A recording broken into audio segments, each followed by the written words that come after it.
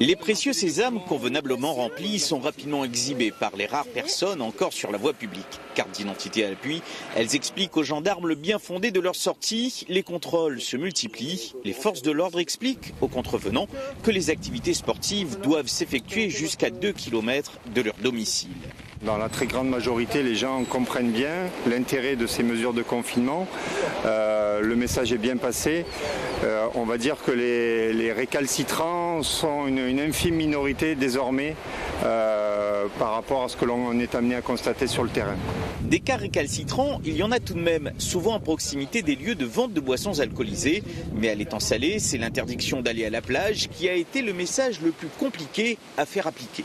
On a effectivement une zone balnéaire qui est la plage de l'étang salé. Sur la plage de l'étang salé, on s'est retrouvé avec quelques personnes qui venaient pour de la baignade ou pour de la bronzette tout simplement. Et on était allé les voir, on a pris contact.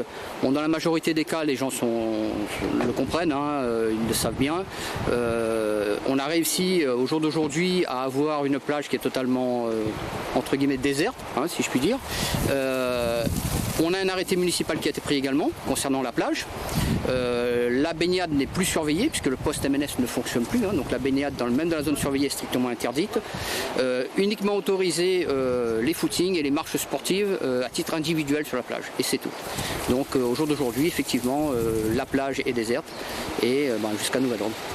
Police municipale, police nationale, gendarmes, les forces de l'ordre sont mobilisées et quadrillent le sud de l'île pour veiller à ce que les arrêtés soient respectés et surtout pour freiner la propagation du Covid-19.